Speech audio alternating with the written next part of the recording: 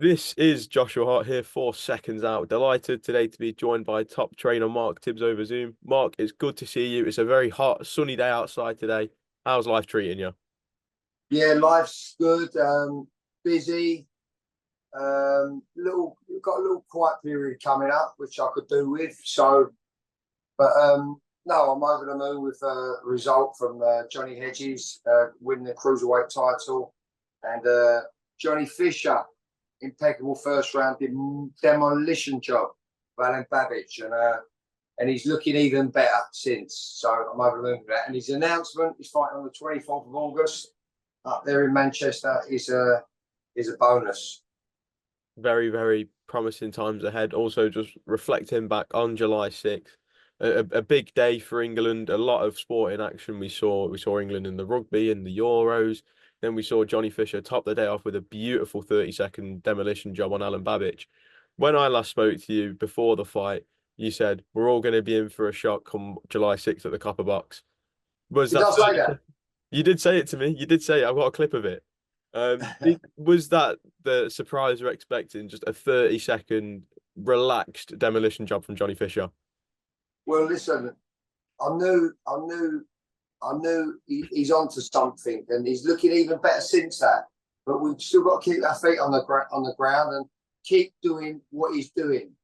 And if you keep doing what he's doing, called experience, and he'll understand it and it's a feeling when you land, when you properly land with with good distance and hips and shoulders. And as I said before, it's such a shame if Johnny doesn't get tactic right, because it's a waste otherwise, and he's too good to waste what he's got. And when we look at, while there's not a lot to base the fight off, you can see when Johnny comes out, he looked a lot more relaxed. He had a lot more looseness in his shoulders and didn't look as tense. Was that just I guess, the icing on the cake of just watching his progression from his debut to his first headline, and you can just see the improvements in every fight, can't you? Yeah, no, it's there was a little bit of fear factor with Alan, and he was a game tough, natural brawler type of fighter sort of thing. So Johnny would understand that, because Johnny probably is that himself. But Johnny is now articulating his work. He's learning. He's working his craft basically, because he wants to go to the very, very top. He has to. He understands he has to. He has to work his craft. It ain't just crash bang wallop. But then crash bang wallop jobs, if you can do that and make it look like a crash bang wallop job, that's what he should do to people like Alan Babbage. With all due respect, he should be doing that once he learns his craft. And I feel that he's learned his craft very, very well. I'm over the moon with him, and I'm really happy to see that the WBC have ranked him around number 36 or 38 in the rankings, and that's just about right. I'm happy about that. And is there any frustration? Obviously, when you're preparing for the Babbage fight, Johnny said that in the gym you've been preparing for 10 rounds of war. While a lot of people on social media were saying this fight isn't going to go the distance, were you hoping just to at least get some rounds out of Alan Babbage? No, I wasn't hoping. Listen, I knew John would be prepared if Alan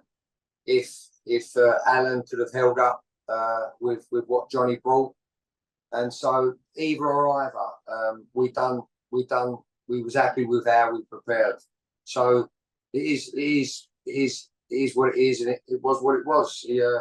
He couldn't hold up to Johnny's power and accuracy, and it's a bonus for Johnny, and it will build Johnny. It will build Johnny mentally as well, and that's where everyone needs building at that stage, in order to develop into the final and finished product, which is a little way from here. So we're going to keep our feet on the ground and keep going, keep chipping away, as they say. And obviously, there's one thing of improving in the gym and taking that into the ring, but when we look at the occasion, we've always known how big of a ticket seller Johnny Fisher is, but I've never seen an 11-0 prospect, I guess you could say at the time, sell out an arena the way Johnny did. Is that experience of doing it and now in front of a packed out crowd, is that just something he can add to his game? And while we know he can handle it in the ring, he can also handle it mentally when getting to the ring and seeing how big of a crowd there was in front of him. Yeah, well, from day one, when I first started working with Johnny, I remember doing I think my first interview I've done with is with Joe Pugh. Joe Pugh, yeah, and it was on about Johnny Fisher's second pro fight. I was actually his first professional fight. I was in training camp with Billy Joe Saunders, so I wasn't there for his first pro fight, but I was managing his sessions nevertheless. And from day one, he was. I said to everybody that he's going to be a very, very popular guy, and he's going to be a big ticket seller. I just fancied he was because of he had some show he was involved with when he was amateur in the university, and he knocked out lots and lots of tickets then. So I knew he'd be a big ticket seller through his fighting style. I knew straight away he was very, very raw. And he was very, very raw. And I can't use that word anymore. He's not raw now. He could be rough and ready, yeah, but articulated in his work now. And so he's come a long way. I did tell everyone he would be a big ticket seller because of his fighting style. It just has to polish up that work in order to get longevity out of him. And he's doing that very, very well. We've just finished some sparring with Louis Pacheco, as it happens, just before we move into real sparring soon. Yeah. And then from looking back to looking forward, he's now back out August 24th, all the way up north in Manchester. Something that Eddie Hearn and I guess the rest of the team have been saying is between his last headline and his next headline, you want to bank experience and bank some rounds. What type of opponent would you like to see next for Johnny Fisher? Well, I'd like to see a durable but experienced guy, a durable but experienced that will give Johnny rounds and won't fold under accuracy. Will be there, will know how to bend his knees, slip, rock and roll, weather storms, and maybe push Johnny at times. So we can get them rounds out of him. And but listen, I've done all this in the gym here and over the years that we've been training together. But you know, we need to do it under the lights and watch him you know, systematically break someone down over them rounds, not just over raw people. You know, it's so sweet and appealing on the viewer's eye when you soften up target. You soften up target to the point they don't know what they're doing themselves before you put an emphatic finishing, the finishing touches on the target. But, you know, that's something that Johnny has to be disciplined in breaking people down. But listen, you can't take that Tyson-esque away from him, as in killer. I hate to use that word, but you know, we're in the hurt business here. But Johnny is a very, very dangerous weapon. You can't take that away from him anyway. But what you can do with that is mould that in a way where it can break tough opposition down over the rounds. You ain't got to get it done immediately. You know, chip away. Don't want him to lose the rounds in between. Yeah. How happy? I'm hoping you can understand what I'm trying to say. I'm sure people out there will be able to understand. And how happy are you with the activity that Johnny's getting under his belt? Because a lot of people were probably thinking after the headline, you know, he'll take some time out, enjoy the victory, but with less than a week after the 30-second demolition job on Alan Babbage, it was announced Catterall Prograis undercard Manchester, Johnny Fisher's back. How happy are you with the activity? Was over the moon with Eddie Hearn and Matchroom's decision to do that. It was fantastic. It was like a bit of a bonus really because Johnny's had a few light days off. He's still been maintaining his well-being, and we're off to a little training camp in the Canary Islands next week for some time. It's a little warm out there, but it'll be another conditioning process for Johnny before we come back to the UK to pick up sparring. Yeah, so he's learning all the time. He's learning all the time. And someone that I guess you could say their name's been linked with Johnny Fisher since the victory is Dave Allen. Dave's openly said that he's not ready for the fight now, but we've seen that he's out there, he's fighting on these small hall cards and rebuilding, I guess, yeah, rebuilding himself. Is there any interest from yourself and the team in a fight with Dave Allen, let's say, beginning, middle of 2025? Yeah, I mean, I think Dave's a great opponent for Johnny. He certainly will give Johnny some rounds for sure, and he's a natural. Dave Allen could have been better than he was or is. Yeah, much better. He knows that and all, because we used to.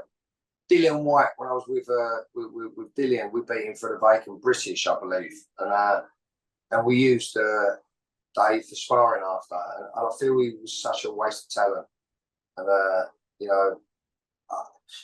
I don't know Dave really, really well, but I know what I'm looking at. You know what I mean? I've been around these guys for a long while, and but Dave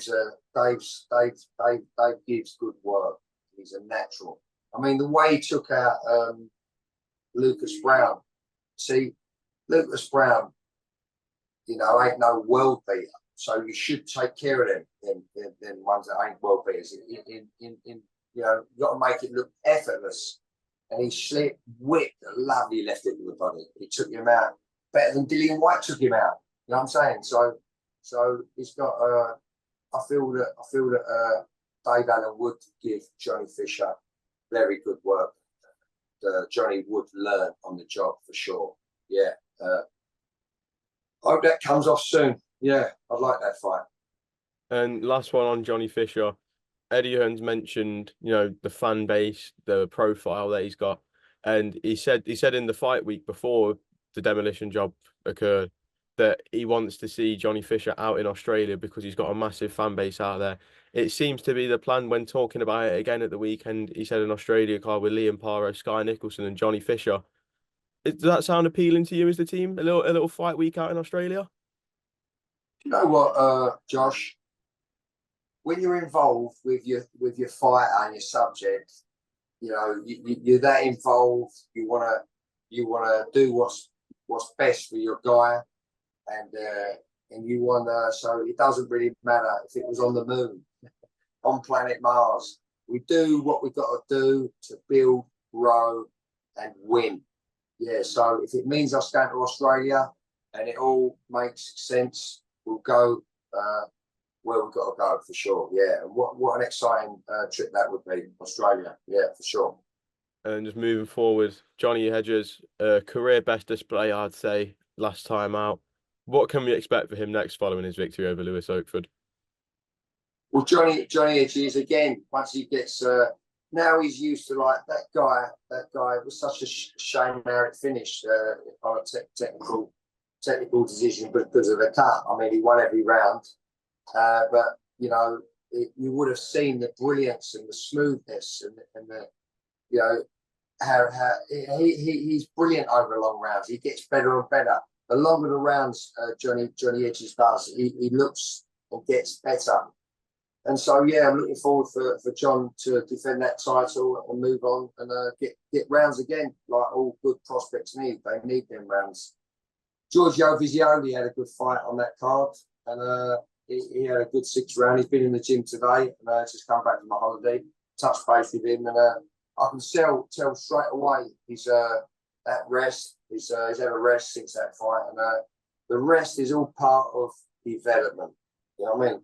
You sit back and you can analyse what you did good and stuff you did bad, and where you should polish up when we work. You know what I mean? So recovery and rest and recovery is as important as slugging it out in the gym.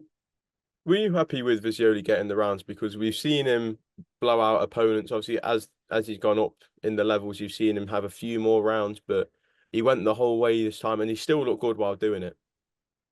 Yeah, no, what was good was White was good. See, he had a couple of good wins, 1-round jobs or 2-round jobs, and when he took decent opposition out with one shot, you know, he dinged them with one shot. But now he dinged this geezer. He caught this guy with the backhand or the front hand up, and he didn't move. And it's good to see your subject, your fighter, react towards that. They can either panic and fold, or they go right. Well, he didn't. Giorgio was a very, very good. Gonna be a great fighter one day. But we worked on cracking. When they don't go, you've got to crack them with the other shot. You know, whatever hand it may be. So you've got to chip away, crack, put little volleys in here and there. They don't go. You've got to break them down slowly but surely. So that tough African gave Giorgio Visioli very, very valuable rounds. And our discussions today are revealing, you know, he's analysing himself and what he needs to do in order to break solid, durable guys down. Yeah, he's talking the right language. Yeah. Sounds very good to hear. Just moving away from the stable and looking at the broader landscape of boxing, we've seen some big news recently that Canelo versus Eubank Jr. is very close to being agreed. How do you see that fight playing out if it is to happen? Obviously, I would fancy Canelo, but you know it's the right time that Eubank Jr. is looking to get him. I still fancy Canelo, obviously, and it makes sense. I think it's a good fight for Eubank. It's a good fight for Eubank and a good fight for Canelo. Yeah, it's first I've heard of that. And the inactivity of Eubank Jr. You know, I think he's pretty inactive, isn't he? Pretty inactive. Yeah. So that ain't gonna do him no favours. But good fight for fans for sure. And what does Eubank Jr. need to do to have his best shot at getting victory against Canelo? Well, I think there's a massive jump up in there, experience and levels there. Massive. He's a big arse, to tell the truth. It's a big arse. But young Eubank Jr. is a tough guy, fit, strong. But it's a money fight, isn't it? It's a money fight. Fair enough. And it's an hard fight, but it's a money fight. Exactly that. And then moving forward, next weekend we see Riyadh season make its first stop in LA as Terence Crawford takes on Israil Madrimov in the main event. How do you see a fight between Terence Crawford and Israil Madrimov playing out once they get in the ring? To be fair, Josh, I'm not really up to date on Madrimov and only Terence Crawford. I've been to the US, been to his gym and watched him operate. Pound for pound, great for sure, you know. But I'm not up to date on Madrimov, to tell the truth, Josh. So it's unfair for me to comment on that one. Yeah. Fair enough. Obviously, with this fight, it is Crawford stepping up to, I believe, his fourth weight division or third. But if he is to come away with a victory and pick up another world title at another weight class, would that make him the pound for pound number one in your eyes? There's always going to be change. The landscape changes all the time. There's been pound for pound greats all the time, but he's certainly, he's one of them for sure. He always has been and always probably will be. He's a masterful boxer, Terence Crawford for sure. Counter punches, brilliant. And yeah, so looking forward to that one. I'll keep my eye on Madrimov now. I'll keep my eye out for that fight. Perfect. Mark, thank you very much for your time today. As always, much appreciated. And if we don't speak before August 24th, best of luck with Johnny Fisher on that date. Thank you. Thanks, Josh. All the best, mate.